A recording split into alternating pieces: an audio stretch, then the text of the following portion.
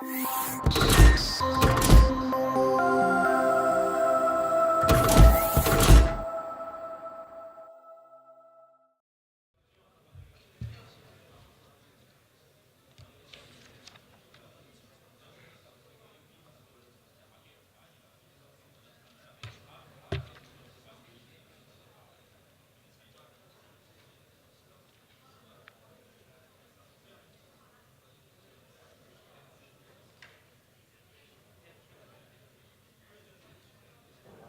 time we start?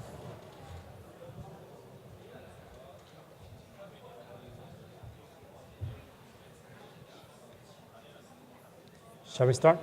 Yeah.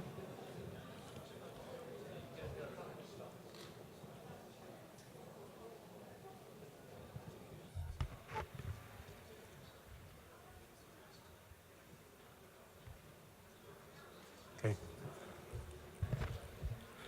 Good afternoon, ladies and gentlemen. 女士们、先生们，大家下午好。Good afternoon, ladies and gentlemen. 非常荣幸 I'm really happy 受到我的好朋友 Louis 的邀请， honored to have received the invitation from my good friend Louis to come to Shanghai to attend such a high-level auto-related forum and serve as the chairperson for the next session of discussion, which is very important to this conference. The theme of this round of discussion is bringing together the old world and the e-world. Louis and I are old friends to each other, and we have a long connection and long history with the auto industry. I knew Louis more than 10 years ago. Back then I was in Ford. I was in the auto industry, as many of you were. And I was lucky enough to transfer from the auto industry to e-commerce industry, which is Alibaba. And now I have left Alibaba and started my own companies. So I'm really happy to have this opportunity to share with you my thoughts, my observations. This is a very important topic. We have with us two other important industrial experts.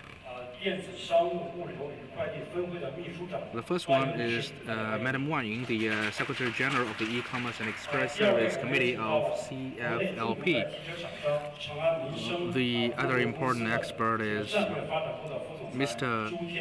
Zhu Tianzhou, the Deputy Director of the Strategic Development Department of Chang'an Mingshen APLL Logistics. The next 90 minutes, each of us will deliver a presentation of about 20 minutes, so we'll have a total of 30 minutes for a lively interaction. I'll jump into my presentation directly.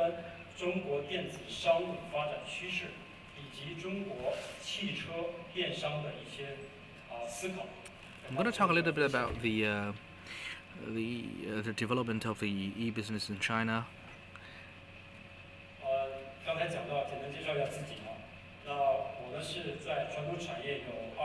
I've been in the traditional industry for more than 20 years, in the auto industries, in manufacturing industries, and later on I moved into the e-commerce industry, and now I serve as a strategic consultant to many internet companies and help to bridging the gap between the internet industries and other traditional industries. And currently I'm working with Louis. They're trying to bring together the e-commerce, the entrepreneurs from e-commerce, from auto industries and other traditional industries to set up a think tank group so that we'll be able to see some of the opportunities in a transition period from traditional industry to internet-based industries. And no further advertisement, just a very brief self-introduction. I hope to more and more traditional industries in China to make full use of the internet technologies. Starting from last year, we started to contact a lot of companies in traditional industries and the internet companies. This year we come up with a new concept called the entrepreneur in the internet industries. We're helping a lot of traditional industry, including the movie industries, auto industries, and other kinds of traditional industries to move into the internet industry or integrate with the internet industry. We held the first China e-commerce cross-industry summit in Beijing last year with hundreds of participants.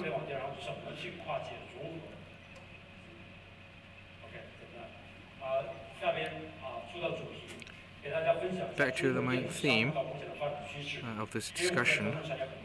Let's take a look at the development trend of the e-commerce in China. I've been with Alibaba for quite a number of years, so I have some personal experience with e-commerce. This year, the total market size of e-commerce will reach 18 to 19 trillion, and for B2C, the market size is 3 to 4 trillion, while the B2B will reach about 15 trillion. So I think this figure will far exceed some of the expectations of most of you. The B2C will account for a growing share of retail's revenue in China. A lot of business participated into this e-commerce and trying to provide services and goods to the customers over the internet. In 2015, the total internet-based retail revenue will exceed 4 trillion, accounting for 10% of the total retail revenues in China. For the main players in B2C business, they are Tmall, JD, and Tmall is probably the largest, by far the largest e-businesses in China.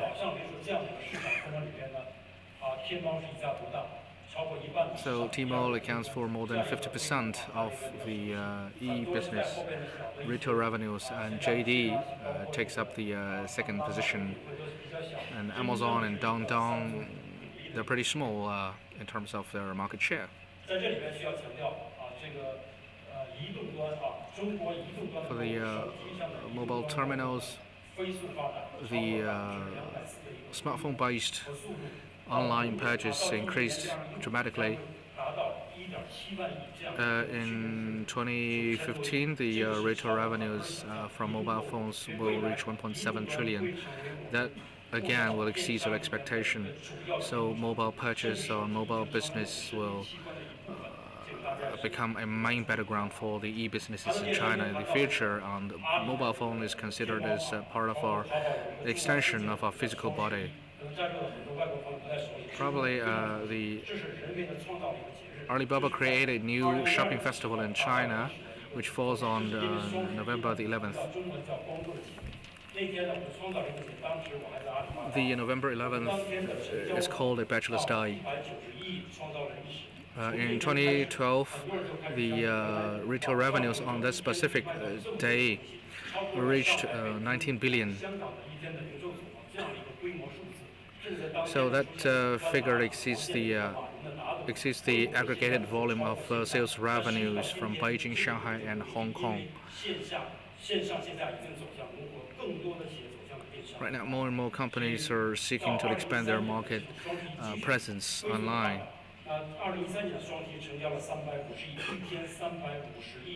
In 2013, on November the 11th, 2013, the retail revenues on November the 11th was 35 billion. In 2014, last year, which is last year, we would exceed that record number.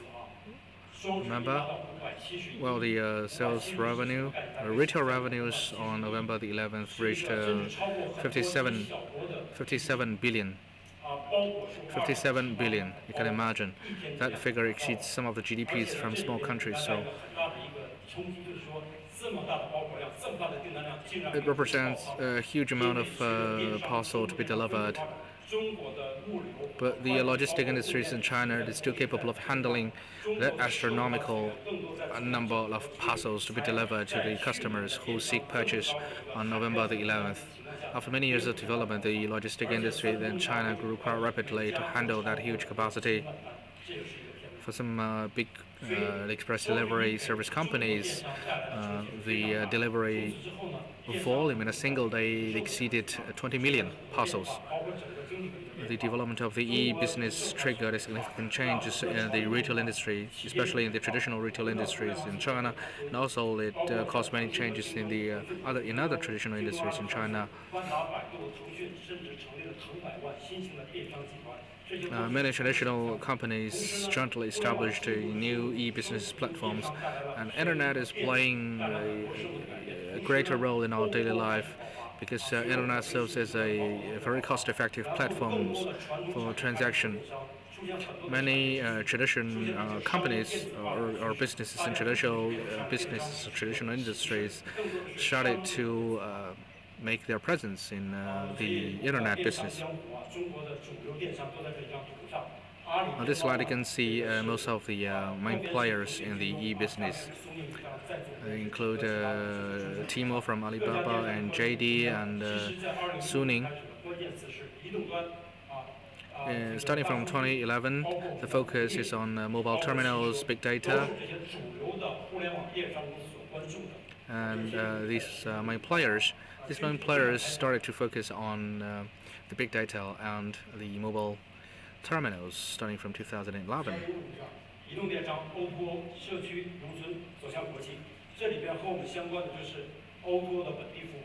The localized service in O2O is a catchword because we have to provide localized service in the auto industry.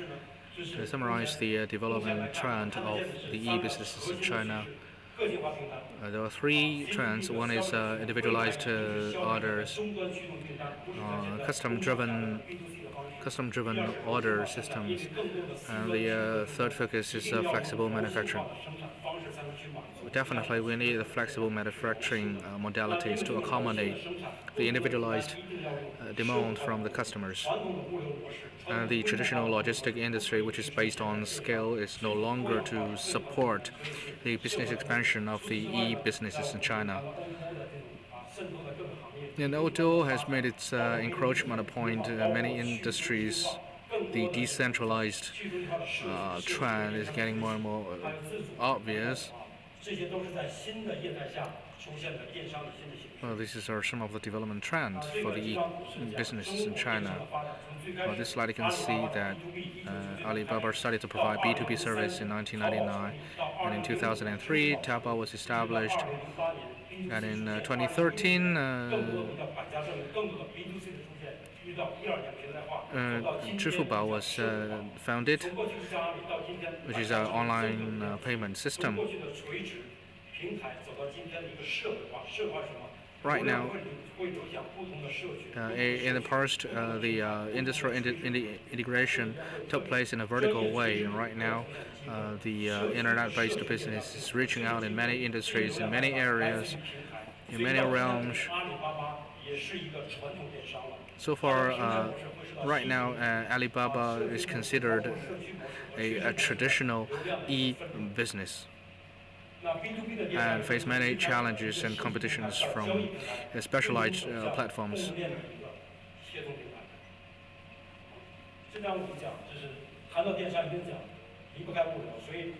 So e-commerce is impossible without logistic industries.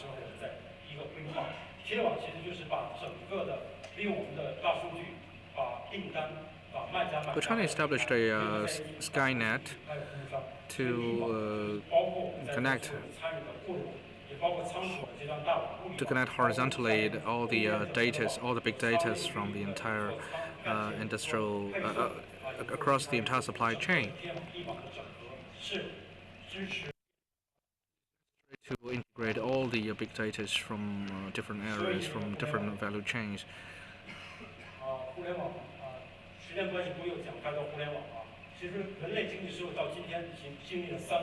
I think the economy, the development of the economy, experienced a three-stage. The first one is agricultural-based economy. The second one is the industry-based economy, and the third stage is internet-based economy. The economy is featured by decentralization, distribution of centers, and sharing of information and values.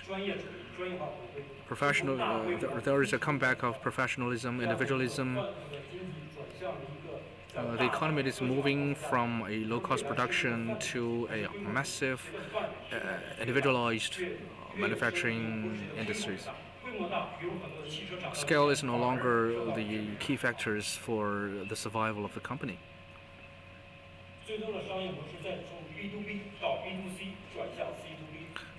The business model is moving from B2B to B2C to C2B.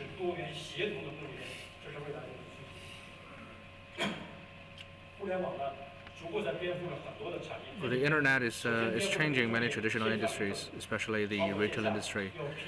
The online retail revenue exceeds offline retail revenues. Many manufacturing industry will die out. Advertisement industries, communication industries, and all these industries are fundamentally changed by the internet. Well, I would say the traditional industries will still survive, but they have to change their business model. Well, talking about e-business, we have to talk about e-business logistics. Many of you are in the logistic industries. The traditional logistics are entirely different from e-commerce based or e-business based logistics. Traditional logistics only face B2B scenario, while the internet-based or e-commerce-based logistics have to face the B2C scenarios. Probably logistics suppliers for e-business have to process hundreds of thousands or even millions and tens of millions of parcels a day. So the system is key to a e-business-based logistics. So this is the difference in warehousing between a traditional logistics and e-based logistics.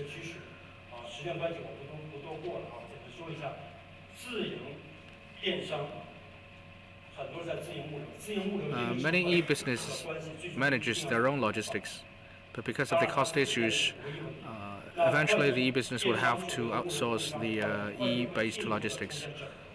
There will be integration in the express delivery industries.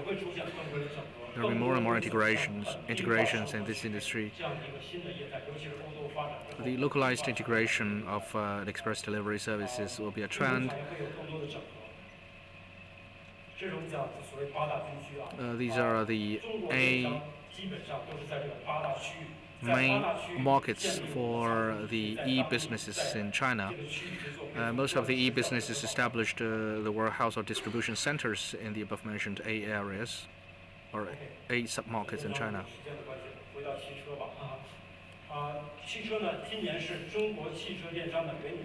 Well, 2015 marks the first year for the development of Chinese auto industries and e-businesses, because many traditional e-businesses or e-business-based companies are making their business presence and investment plans into the auto industry. Right now, the penetration rate of the internet technologies into the auto industry is less than 10%. But we can expect that this percentage will increase.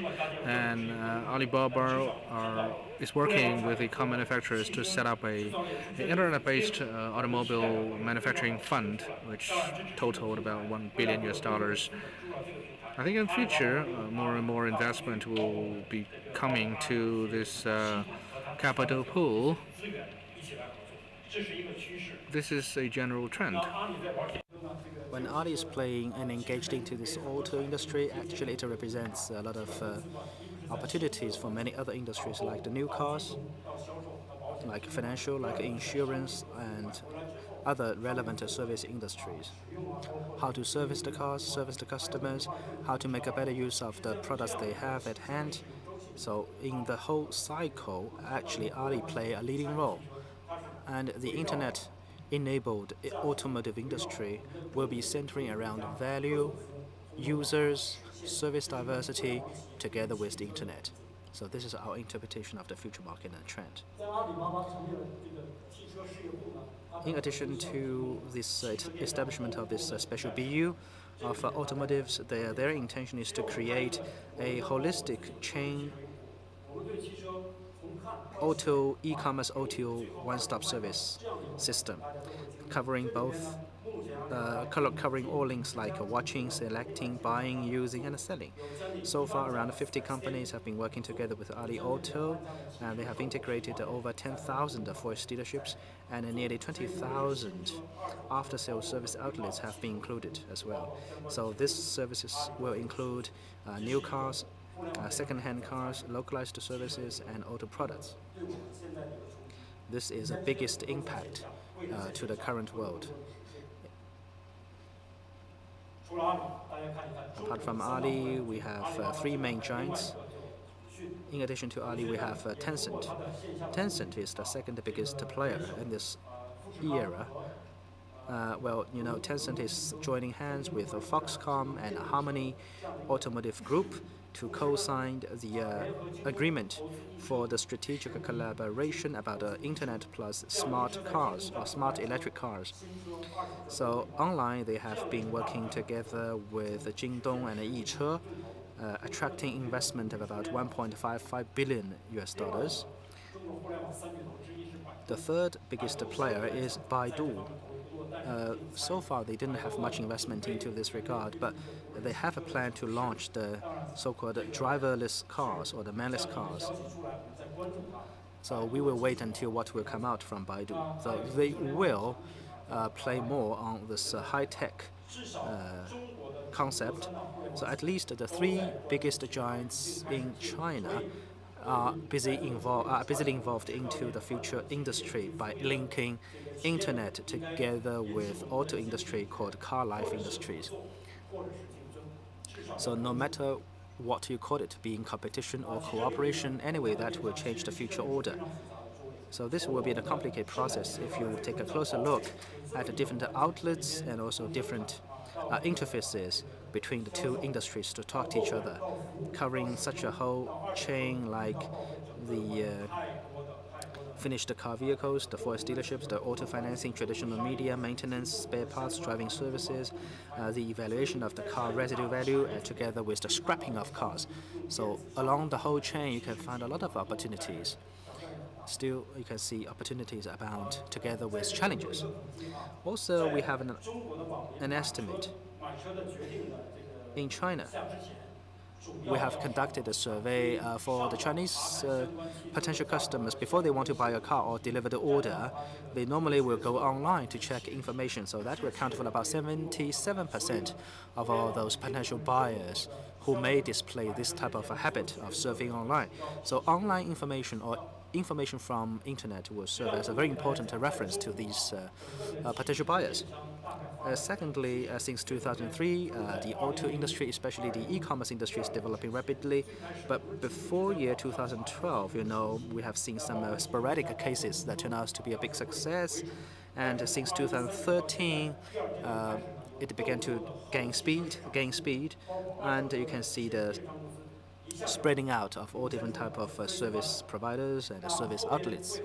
After that, you can see many industries players will go from the initial stage to integration, where they will finish the reform first before they can seek to develop their own potentials by integrating the best and advantages from all relevant shareholders. So this is the entire growth pattern or the growth cycle. The old and outdated models will be weeded out and some new opportunities will be created.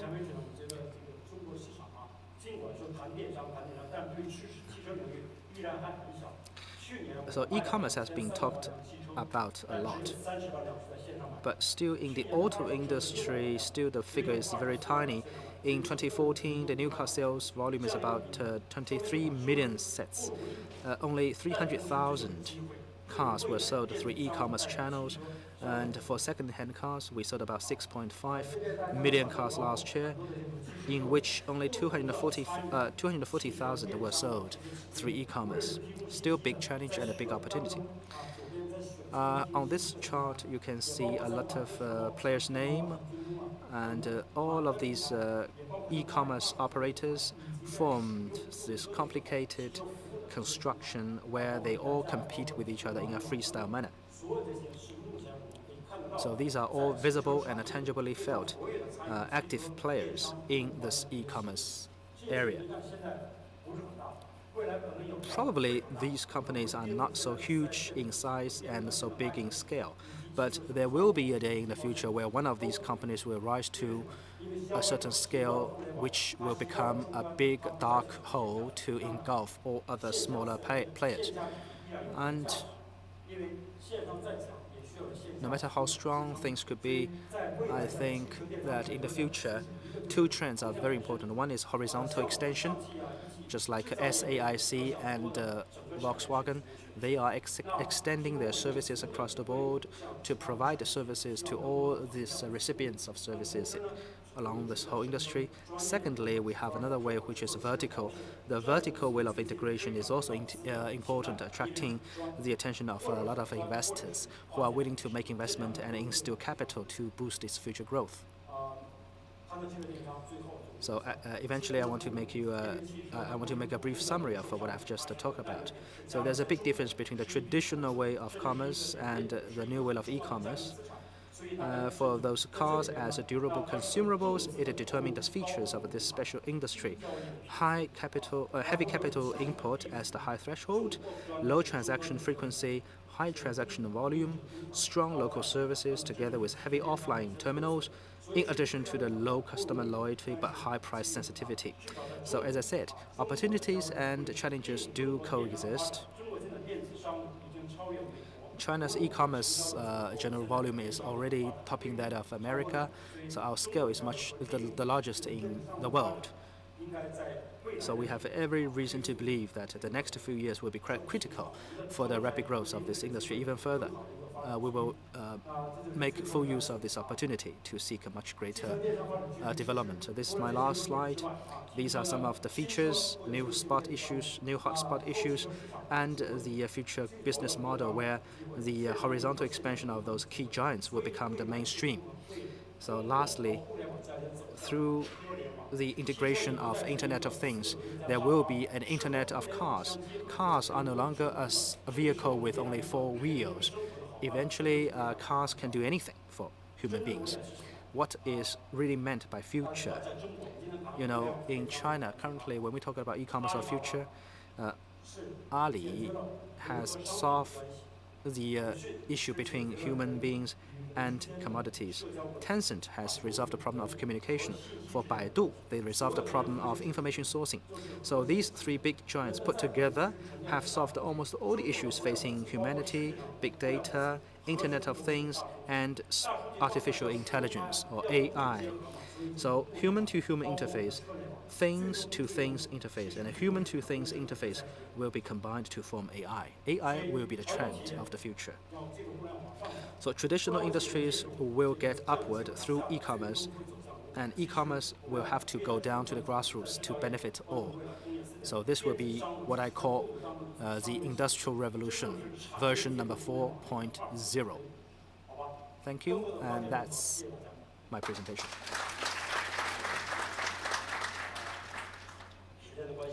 Okay, due to the time limit, I have to go through my slide very quickly. Next speaker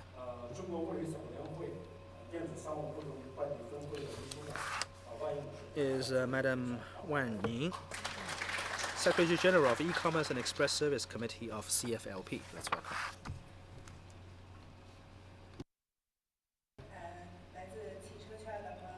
So, dear friends, good afternoon. Well, I'm really having a heavy pressure because Mr. Wang has given the presentation ahead of me. Secondly, for the past over a decade, I was mainly engaged into the media industry. So that's quite similar to the background of our organizing committee from Britain. So as a media professional, normally I use my pen to talk to others, but not use my mouth. So this is my drawback. Anyway, I want to try my best to go through the statistics repeated by Mr. Wang already. And what I'm really driving at is to tell you a little bit about the logistic industry reshaped by the growth of e-commerce.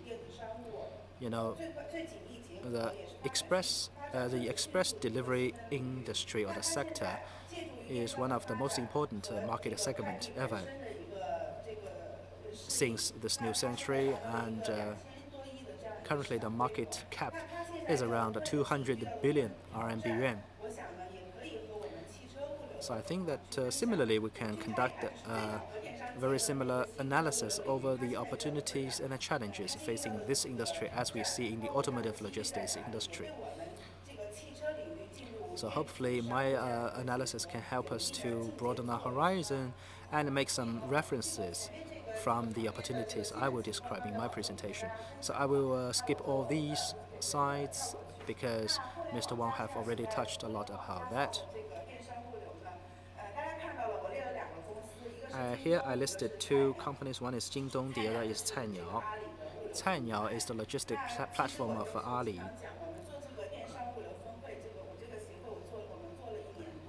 I always say that our association has been put into place for over 1 year, but actually we have to struggle between the two aspects. Which one is better? We've been asked as to Cainiao is better or Jingdong's platform is much better. We have to struggle between the two aspects.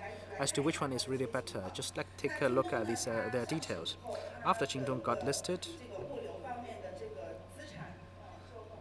their logistics statistics are here for everybody to see. The statistics are collected no later than the end of last September. Indeed, you can see from these figures they have a really heavy asset portfolio. Secondly, they launched the Asia 1 project, which is established in Jiading district of Shanghai city.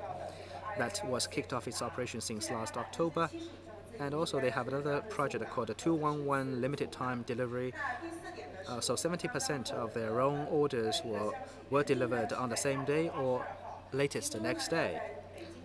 Jingdong very likely and very soon they will sponsor a conference where they will launch their own logistics service products, and they will also open their platform to their third-party logistics players and operators. Like Jingdongbang and Jingdong Delivery are the sub-platforms on this main platform.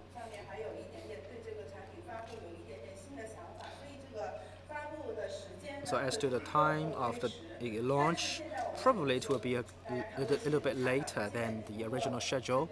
But if you go on WeChat, you can see that they've been promoting this information across the board on WeChat. So JD.com is also making active moves to open their logistics platform to players of similar nature.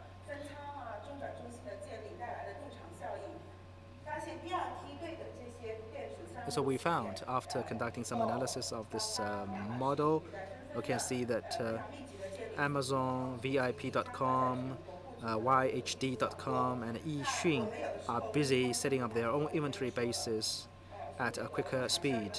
And they are also accelerating distributing the logistics fundamental network across the whole country. So that will add up to the cost of land use.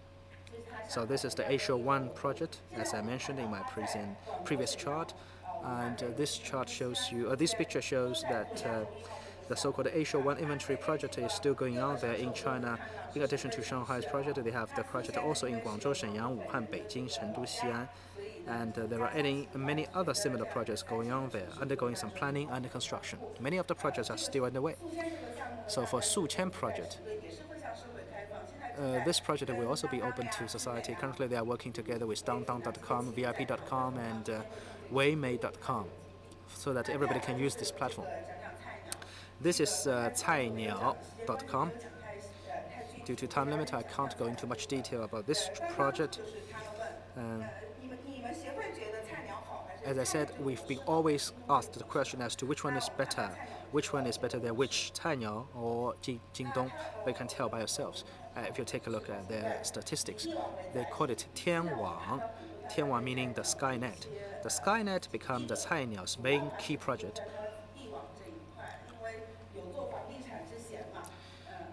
Tianwang will actually make full use of the radar data-driven cloud supply chain platform to ensure coordination of data.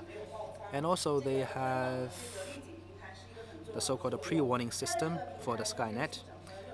This Skynet system can integrate around 617 sub-distribution center, over 10,000 domestic trunk lines, and over 50,000 terminal outlets were integrated on this platform. So you can see very clearly the application of data to develop the smart and intelligent logistics industry in the current world. So they have also been working together with the Meteorological Bureau of China to analyze the latest weather forecast for each region. They can also ensure that within 15 minutes after you deliver the order online, you can virtually get the things you order. So that has become a reality in Foshan of Guangzhou, because they can use big data to analyze your consumption behavior and to identify where you are and to ensure fast, efficient delivery of commodities and goods to your to where you live or where you stay. So this is the electronic transaction sheets or documents, and also this is the EMS delivery sheets. It's much more friendly, much greener, much more information-based, and highly efficient. So these are all the main features and good advantages of this type of practice. For the operators, they are all very happy about that. On the left hand, you can see the traditional express delivery sheet, but on the right hand, you can see their own sheet for the fast, expedient delivery of goods. This is much faster than the traditional method. All the payments or the transaction settlements were based upon the standard delivery sheets, as you can see on the upper right-hand corner.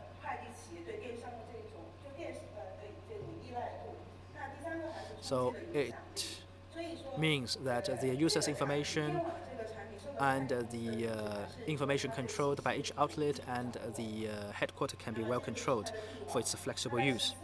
Another thing of Cainiao is called a ground net, as in sharp contrast to the Skynet. The so-called ground net means they have a huge, massive inventory, web, and internet facility. You can see they have distributed their sky and ground network around the country in over 14 pillar backbone node cities.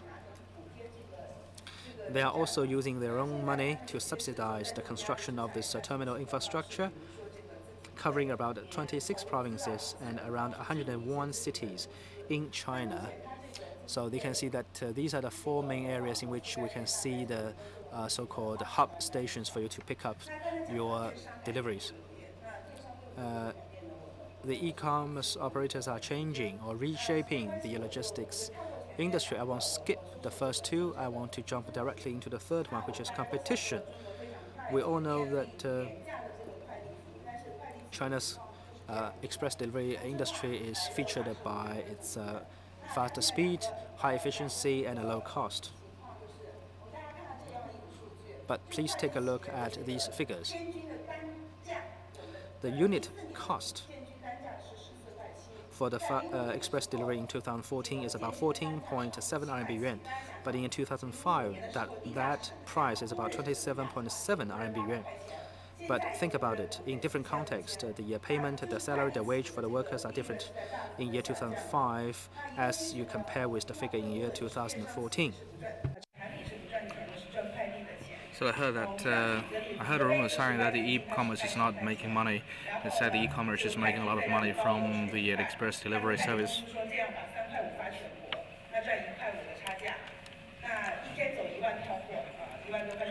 And this profitability from the express delivery service is pretty low. I read the news yesterday that for the top three express service delivery companies, they said that for the for the parcels less than 7 kilos, the delivery rate is only 2.3 RMB yuan for a nationwide delivery. So this is less than cost. If we take a look at the Shenfeng's sales revenue, it was about 39 billion last year, and for the postal service, the sales revenue is about 23 billion. This is a very hot industry, but I think in the next 2 to 3 years, the current 8 companies will be merged into 2 or less. Where is the way out? The big express delivery service companies, they're becoming comprehensive companies, and for mid-sized companies, they will become professional or specialized express delivery service company, focus on specific areas. And for small-sized express delivery service companies, they have to go for the individualisms.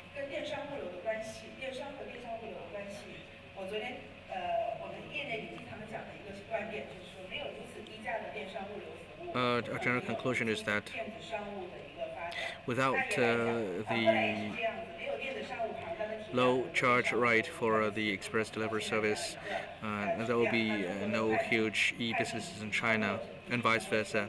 The express delivery market size in China, top #1 in the world. Last year, the total express delivery service industries processed about 14 billion parcels. The express delivery service companies are not making money. Probably the investors are making money, but the small companies are not making money. The employees are making meager wages. And the small express delivery service companies are surviving based on the injection of external capital.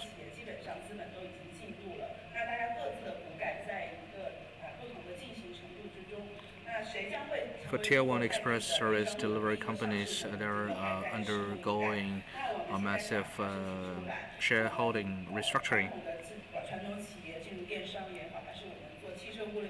Probably in the future, for traditional industry players, if they're trying to make an investment in the express delivery service industries, you need to be very careful and cautious, and I hope my presentations will be helpful to your investment decision. Thank you very much.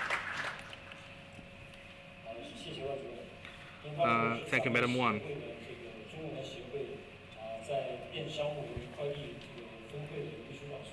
Since Madam Wang is the Secretary General for the e-businesses and the express delivery service subcommittee, so I think she has access to quite a number of accurate data and statistics. Our next speaker is Mr. Zhu Tianzhou, the Deputy Director of Strategic Development Department of Chang'an Mingsheng APIL Logistics.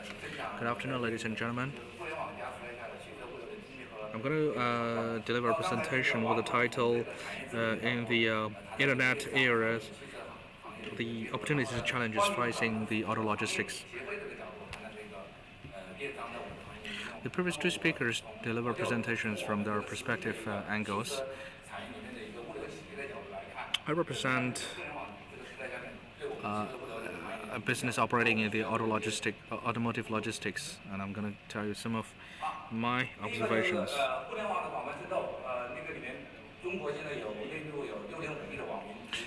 In China, the number of netizens is about 615 million.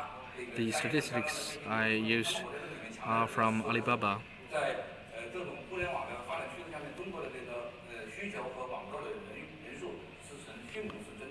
In this context, the number of netizens who have online purchase behavior increased dramatically. Well, there is a small number of netizens who seek to purchase vehicles on the internet, but there are many internet-based service providers that provide maintenance service over the internet. For example, they can provide online change of tires. They can send people to your home and change the tires for vehicles. Indeed, the e-commerce is already making its presence in the auto industry. The internet is changing our way of life.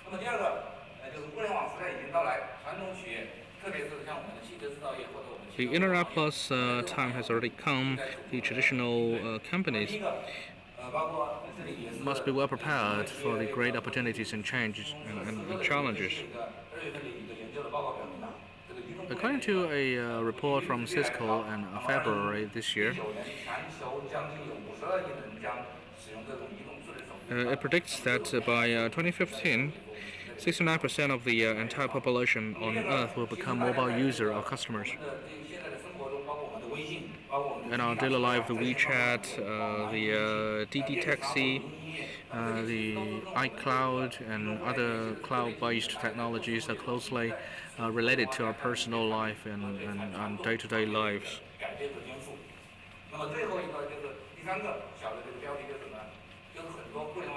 Many internet-based companies are making an investment into traditional industries, including the auto industry. They have the power of capital. They have access to the venture capitals. They are trying to knock the doors of the traditional industries. As for the traditional industrial players, they must be prepared for these changes. I just talked about the influence of internet on our personal life. We need to take a look at the government policies, and I think the previous speakers before me have already talked a lot about the macro policy issues. So I'll be very brief and try to skip this part. The Internet Plus is probably becoming a new engine for economic growth in China in the future. On this slide, I can give you a list of the application of Internet Plus on the traditional industry. For example, the Internet Plus has a strong application in the transportation industry. The DD Taxi basically changed our way of hailing a taxi in just 2 years' time.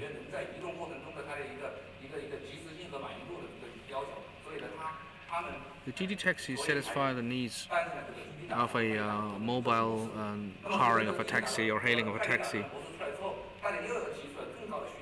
And once we have the application of DD Taxi, the customers pose higher demand. They think that the ordinary taxi just cannot provide high quality services, so the DD Taxi provide personal car service. The personal car service can provide a high quality, high ranking vehicles to service taxis. For right now, the demand is moving to a higher level. Well, some of the taxi users love to drive the taxi by themselves because they don't want others to know where they're going, what they're trying to do. So later on, we have the car rental services provided over the internet. You can hire the car for a very short period of time or for a longer period of time, whatever.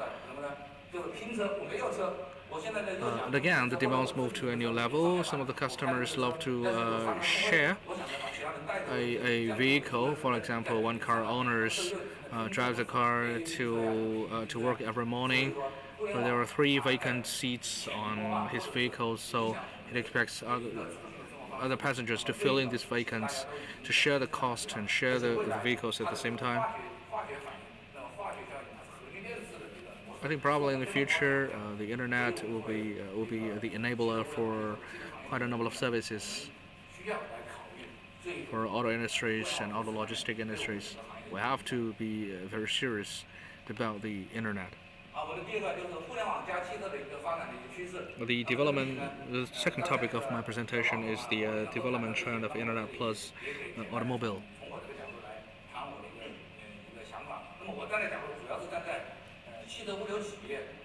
From a auto logistic company's perspective,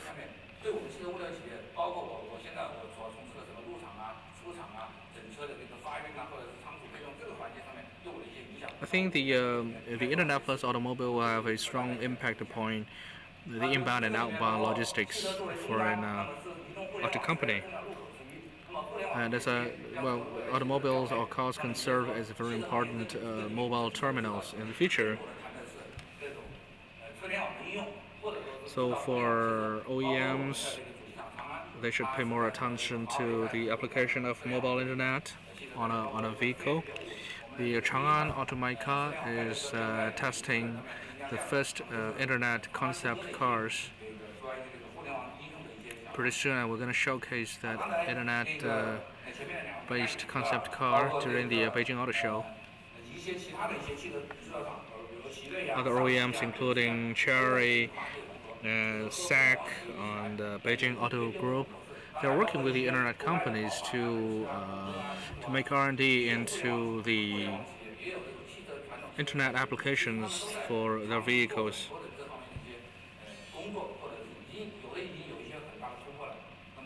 Many OEMs are making breakthroughs in developing the mobile applications for the vehicles. Not only the OEMs but also the logistic companies should take into consideration the application of internet. Well, for other logistic companies, they're more concerned about the internet of cars. This is a concept charter, from the supply of raw materials to the OEM. So during each stage, there were a lot of moving of materials. So level chemistry will take place if you introduce the element of internet,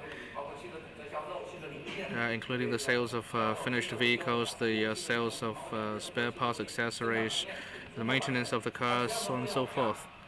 So long as you introduce the internet element, you'll see the chemistry.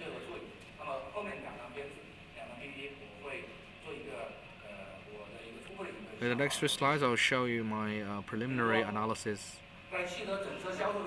in sales of finished vehicles. Right now, the finished vehicles are delivered from OEMs to the forest centers and then to the end users. So in the new age, the auto industry is driven by the custom demand. The custom place an order online, and this order will be transferred back to the OEMs. So when a vehicle is off the assembly line from the OEM, it has already been designated to a specific customers. So we need the flexible manufacturing technologies, and these flexible manufacturing will require the significant changes on automotive logistics. In the traditional way, let's say the automotive logistic companies send a big truck to carry 20 automotives from the OEMs to the dealers. The end customers will have to make a lot of phone calls to the dealers to make inquiry as to whether the vehicles he or she ordered has arrived or not. But I think in the future, probably with the attachment of a GPS module on the vehicles, there will be a greater visibility over the entire logistic changes for our end users. He or she will no longer have to make a lot of phone calls to make inquiry as to the whereabouts of the cars he or she ordered. In the area of sales of used cars, an expert predicted that by 2015, the total sales volume of a used car will reach 9 million. My statistics shows that in 2020, the sales volume of used car will reach 20 million.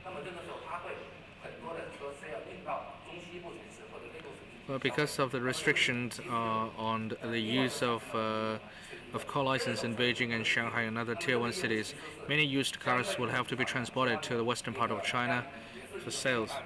So the used car market represents a huge market potentials for the automotive logistics companies.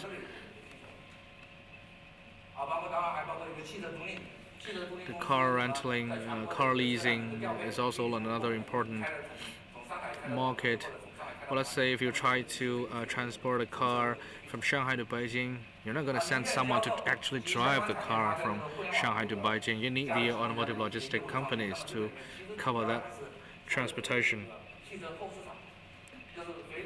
In the after-sale market, as a result of the anti-monopoly investigations in the auto industries,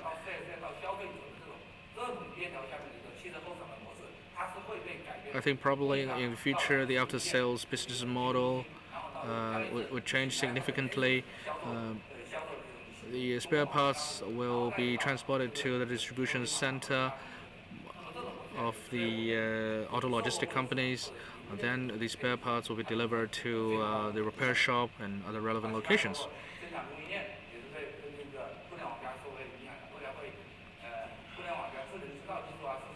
The internet plus technologies will also help to improve the manufacturing technologies of the spare parts. And also the GPS-based location information applications will also help to boost the auto financing business, because the auto financing companies can have a better understanding of the whereabouts of the vehicles. The third part of my presentation is the thinking and opportunities of automobile logistics companies. So as a logistic service provider, what we're supposed to do in the future. A brief introduction of my company. The company was founded on August the 27th, 2001.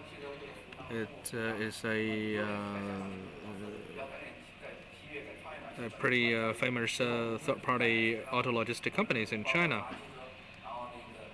The shareholders of this company, including Chang'an Auto, Mingshen Industries.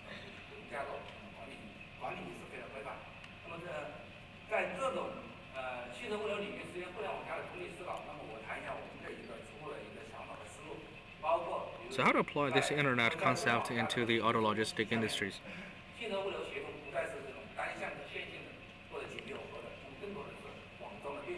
I think in the internet plus the automobile logistics synergy is no longer a one-way linear tight coupling, but mesh, concurrent, and real-time. I'm trying to, after 6 months of the experiment, we're trying to make full use of our current resources and integrate our resources with the internet and forge our own e-platform.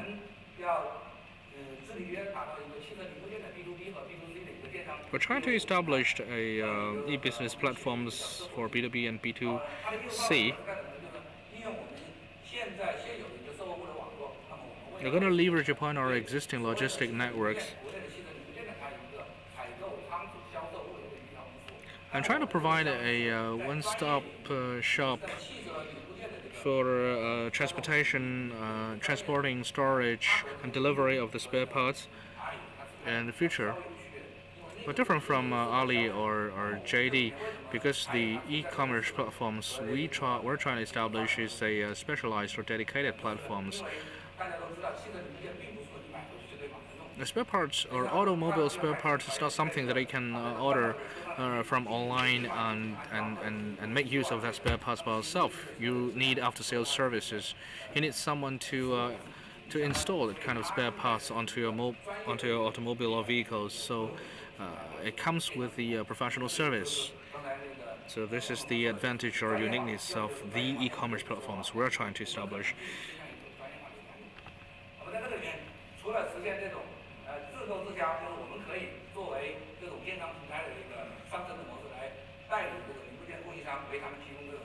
As an e-commerce platforms, will be able to promote the sales of spare parts. Also, we can help to sell the spare parts from different OEMs, and also the OEMs of automobile spare parts can establish their own B2C shops on our platforms to sell their products by their own. And also we have some like overseas purchasing model that can be another part of the business scope. And currently in Chongqing, in Shanghai, so we have a really busy trunk line transportation two-way linking China and the rest of the world. So this is our thinking in B2B and B2C. Just now we talked a lot about the spare parts platform, but for passenger car, transportation passenger car, what is the model here? Many speakers before me have mentioned about the empty mileage.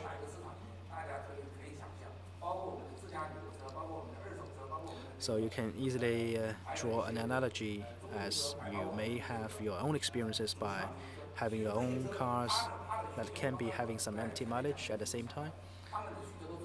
So their demand is quite sporadic or quite inconsistent. So against this background, it is impossible for us to depend my own efforts alone to solve this whole issue. So we think of a model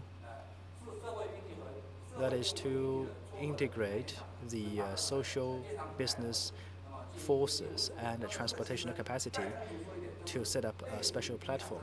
That is what we call a similar pattern to the Didi taxi hailing APP. So this APP or this type of a model can be expected to solve the problem of those demand generators and those supply providers. So they can find our platform and try to ensure that both ends can meet with each other's demands and expectations. This can also helpfully resolve part of the issue called information asymmetry or information imbalance between the buyer and the seller, or the sourcer and also the sourcee.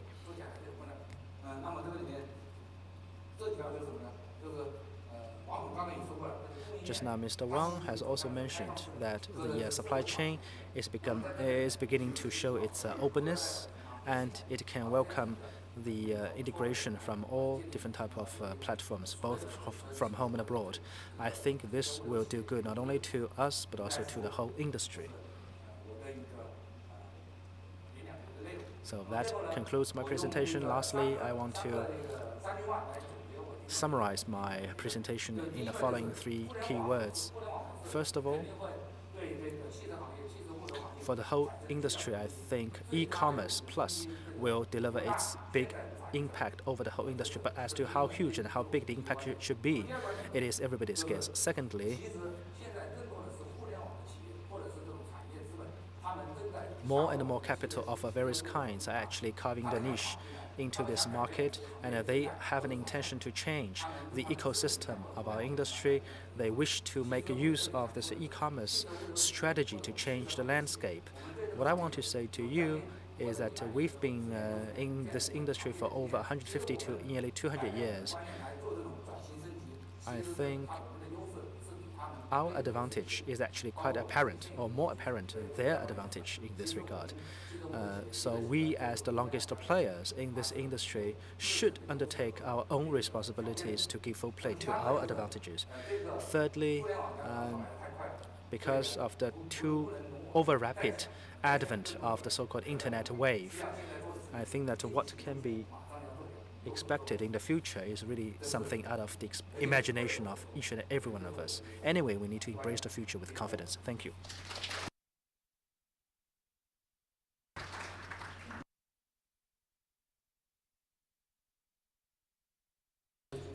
Thank you, Mr. Zhu.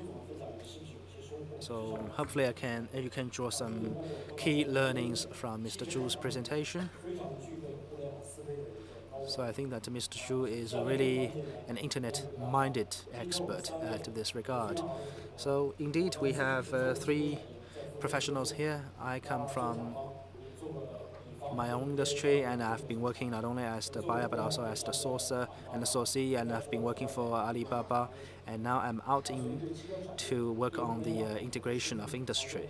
So I myself is the operator, the practitioner, and also the researcher. Mr. Zhu represents the auto industry. He himself is a frontline manager at this regard, and our Madam Wan also has her key understanding and the learnings of this industry and representing another perspective. So I want to leave the floor open for some questions. Should you have any questions or comments, please do ensure you keep your comments or questions short, so we have to wrap up at about 5:30. Thank you for your cooperation and thanks for listening. Now the floor is open. So let's come to the Q&A session. And thanks for listening so far. Any questions? 你好，王总裁。 So, Mr. Wang, I have a question to ask you. I come from auto logistics industry. Well, for the past 4 years, in B2B and cross-border or crossover industries, we have seen a lot of changes. In eBay, Amazon, Ali, Sumaitong, and many other platforms, you can see the growth rate for the transaction volume, which is really astonishing to us. For the spare parts and accessories industry, do you have anything to add in addition to what you have described in your presentation? And do you have any suggestions for us, especially for the spare part operators and players? And also, do you have any good partners to recommend to us so that we can work together on this special platform for some special targeted way of selling? Well, I want to try my best to answer your question. You mentioned about cross-border B2C spare part opportunity, right? Well, in Ali and back in Ford, where I used to be the purchasing manager, I myself has always been involved into this industry. Indeed, as you mentioned, the B2C is quite developing rapidly. I can tell you that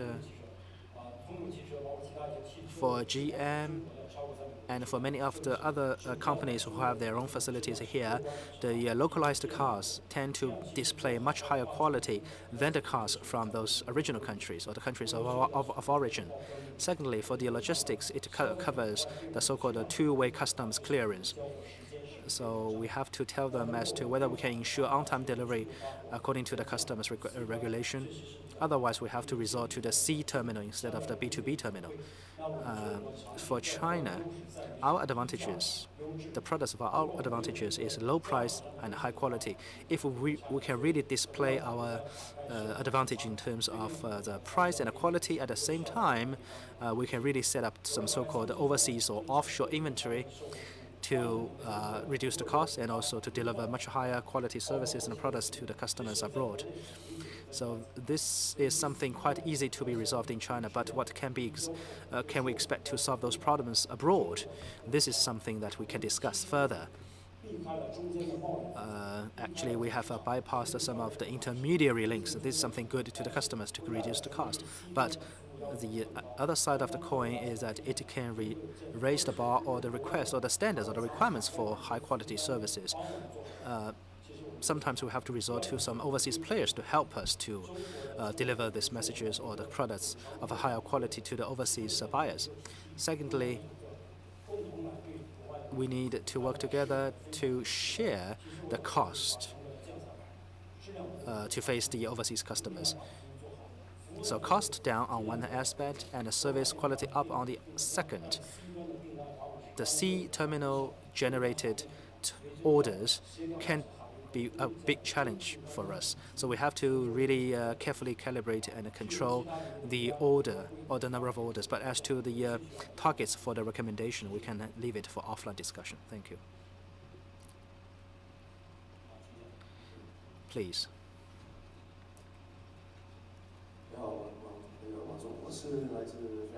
I come from Fiat Chrysler, responsible for lightweight passenger cars industry. I have a question for you.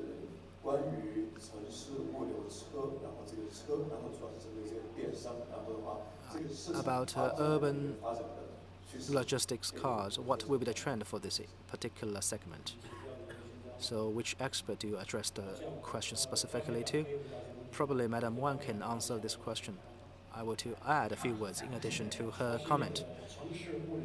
The urban logistics car's future. So what's your plan? Do you have any expectations for the future of the urban logistic car? Well, for our industrial association, what we need to do is to have some policy dialogue and policy breakthroughs. For the urban transportation and logistic car, it has become a hotspot issue. The key is policy support. So far, we didn't have any clear-cut messages from the policies aspect. So far, we didn't.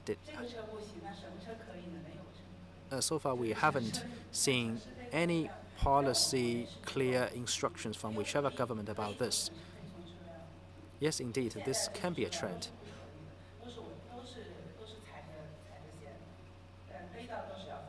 So for those cars, if they are caught red-handed, they will have to be fined.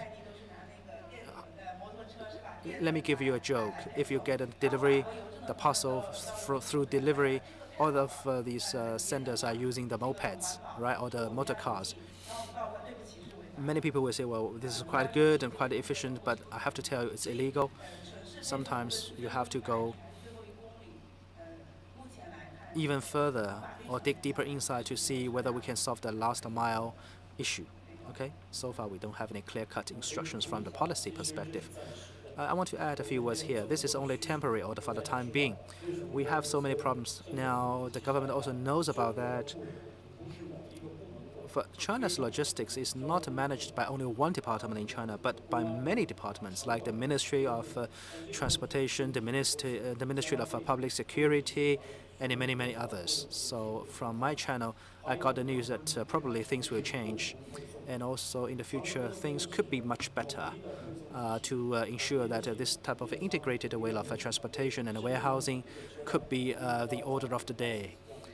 And also you can expect to have a license before you can get into the city and to have the parcels delivered to the recipients at the right speed.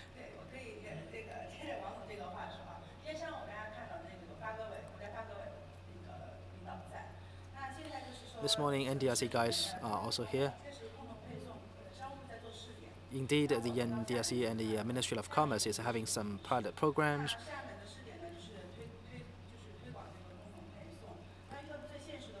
So the next step is for the commonly shared distribution and express delivery system. No problem for the license, no problem for the system, but for the transportation department, also no problem. But eventually, the Ministry of the Public Security, or MPS, said no. So our Vice Mayor has found the local Director General of the Ministry of Public Security, or the Bureau of Public Security, and they said that if you say no, there's no way because the cars are already here. Of course, you cannot ban or prohibit these cars from driving or from running on the streets. So for the public security managers or the director generals, he or she will have to be responsible for the party secretary of that particular city, not responsible for the mayor of that particular city. So that is quite interesting thing in China, and this is the China the Chinese special politics system. So as I said, this is a system issue. So here we have a lot of foreigners here. Probably you don't understand. It is a growing issue, or it is an issue in the whole process of growth. The e-commerce is developing more rapidly than the logistics industry. The urban transportation system and the delivery system is also lagging far behind.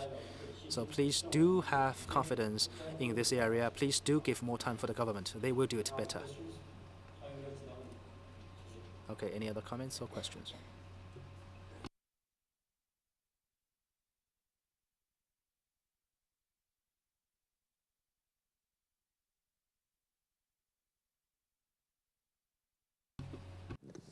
Hello, my name is Ruud Vossenbelt. I'm from Europe. I hear a lot of interesting things about the e-commerce development in China. What I also hear from places like US, for example, is that they think about self-driving cars, self-driving trucks, also to cover the last mile delivery. I was wondering, is that also something that's considered in China to reduce the costs of the last mile delivery? So, who will answer your question? Maybe yourself. So can I just repeat your question? You talk about the last mile delivery is how we get this issue solved in China. The last mile is very challenging for us right now, and we have different environment, different systems here. So is that something we can talk about? Okay. 好啊，他这问的问题呢是关于我们其实叫最后一公里或最 So 后一班。 last mile or last kilometer express delivery system. This is something quite interesting, and I want to offer my own comments in this sector. I used to be working for DHL, so I know what the foreign practice is. For example, in the States, they have three players: FedEx, UPS, in addition to many others. In Europe, also quite clear: DHL, P&G, and many others. So they have a really strict and a rigorous requirement and standards for everything, and also the customers do not have a really high expectation for that. So long as the parcels can deliver on time, everything is okay. For the e-commerce operators in abroad, they have the standard service first before the e-commerce industry. In China, things are quite different. The traditional retail industry differs from one place to another. There has been so much geographical distinctions between each other. Probably in one place of China, it is easy for you to get one thing, but in another place, it is quite difficult. You have to wait for a long time before you can get a certain product. So that will be quite troublesome, resulting in some competition over low cost or low price. Many customers and e-commerce operators like Jingdong or YHD are also facing fierce competition between each other. So far, for e-commerce operators, only Alibaba is the only one to make a profit, that is making profit. That has formed a vicious cycle. The e-commerce operators cannot make decent money, so the final result is that the terminal distribution operators or carriers have to face a lot of pressure. They are facing really high expectations from the customer, and also the customers will raise the bar even higher. At the same time, they are not paying adequately higher to reward those carriers. So this is a very special thing in China. That's why the mainstream e-commerce operators are not making decent money. The market is still undergoing some transformation and integration. To answer your question, due to different systems, due to different mechanism, structures, service systems, and logistics infrastructure, that's why we are facing huge challenge for the last mile. But I'm sure with the application of more technologies, with the integration of a lot of industries together, with people are using more internet plus technologies, things can be much better by learning experiences from abroad. Thank you. Thank you for your question.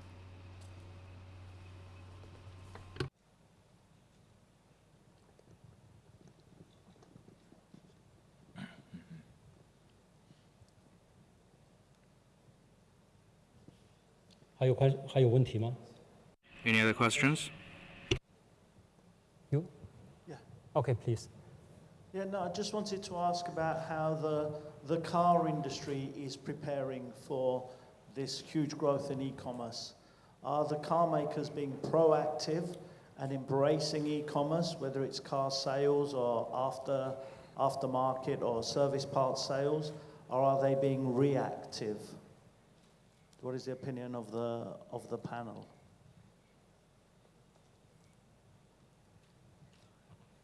Zhu总可以回答一下吗？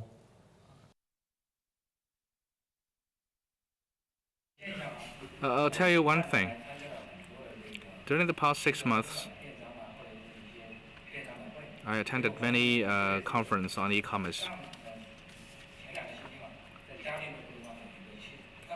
Just 2 weeks ago, an e-commerce conference was held, and e-commerce conference was held in the city in Jiading, and all the participants are from the internet companies. None of them were coming from the auto industries.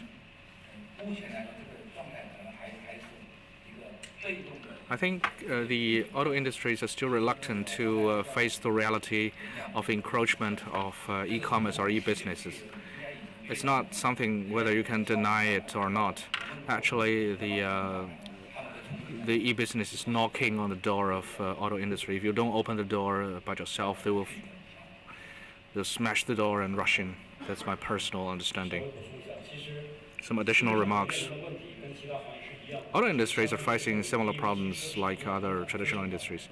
The auto industry's threshold is pretty high. That's why the auto industry is not receiving a lot of impact from e-commerce. But for other low threshold industries, for example, the retail industries, they have already been inundated by e-business or e-commerce. But eventually, it's just a matter of time that the internet business or internet companies will come into this industry and replace our position.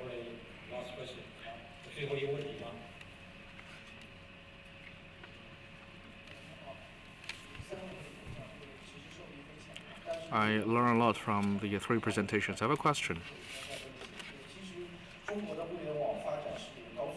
The internet industry in China developed by leaps and bounds, but the regulatory environment is pretty lagged behind from the development of the internet industry in China. I think eventually we're going to see a very positive environment, but it will take a very long time, for example, 10 years or 20 years. So how can we seize the opportunities and avoid unnecessary risks in the period of time when the regulatory environment has not catch up with the development of the internet industry? So what kind of risks you're talking about? The internet plus product is a risk-based product industry. Well, let's say the internet plus taxing. Well, if you use this application, sometimes you can call in not a professional taxi, but a personal passenger car, and you have to face a lot of risks. For example, if you're caught up in an accident, who's going to pay for your insurance? Well, I'm in the logistic industry. So, Madam Wan, any remarks to make?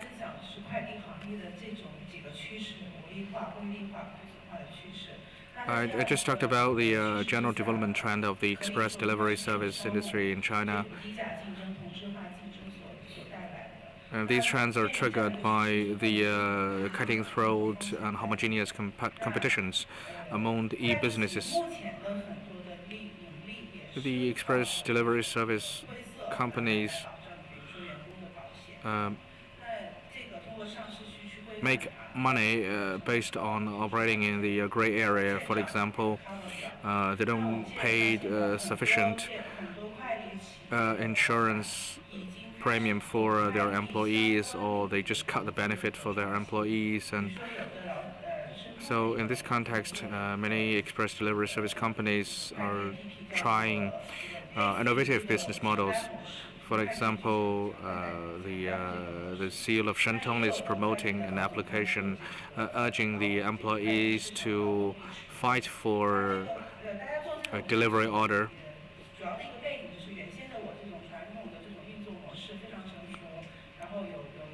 The traditional business model is quite mature, but in face of the diminishing profitability and mounting risks, sometimes a new business model is necessary, and some express delivery service companies are trying to make innovation into the traditional business model. For example, some express delivery service companies are testing the feasibility of self-pickup storage locker.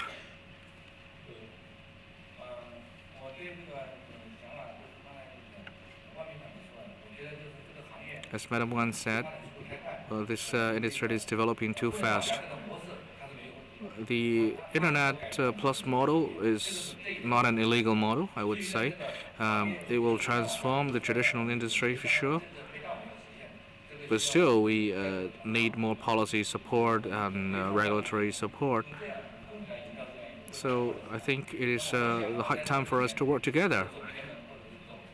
If you're trying to get into the gray areas, or trying to operate in an illegal way, I don't think this business model will sustain as a responsible company which would safeguard the compliance of this industry. To summarize, I think you raised a very good question. Well, this discussion is dedicated to internet e-business in automotive industry. I've not been in the internet companies, so I don't have much experience in this industry. There is a lot of talking about the internet plus.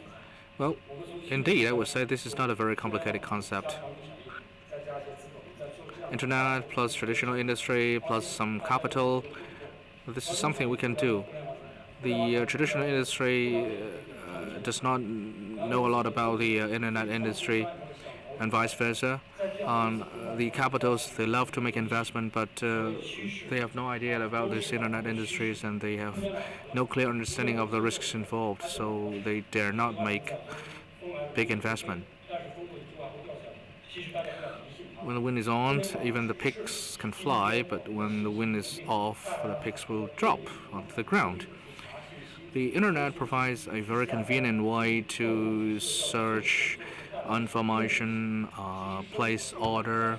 It changes our life, but it just provides the convenience to our daily life. It does not change our life entirely. It changes the business model. I mean, the internet changes the business model. In the past, if you decided to buy something, it might take days to complete the purchase, but right now it's just a click of the mouse and things will be settled down. The essence of the Internet Plus business model is to provide higher value to the customers. But let's say if no additional values can be provided to the customers, the Internet Plus models is useless. So the purpose of this Internet Plus business model is to provide added value and convenience to our customers. And only in this context, or only in these scenarios, will the customers pay for the premium. Jack Ma founded the Alibaba Group at the very beginning. Jack Ma was deemed as a cheater, or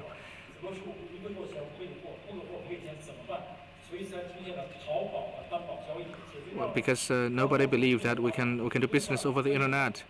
Because who's going to deliver their services first?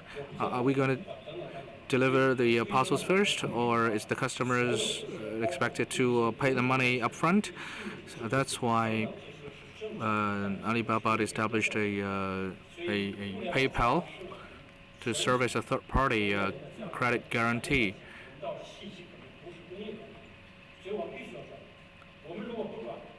We might have difficulties and challenges, but these difficulties and challenges will be overcome pretty soon. So the traditional industry must embrace the internet industries, otherwise we'll be out pretty soon by those who were born in the 1980s and 1990s.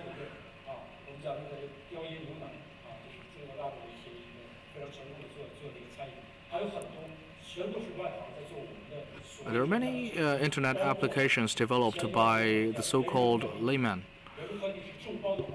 They're not experts in a specific industries, but they can develop the applications that change the business model of a specific industry entirely.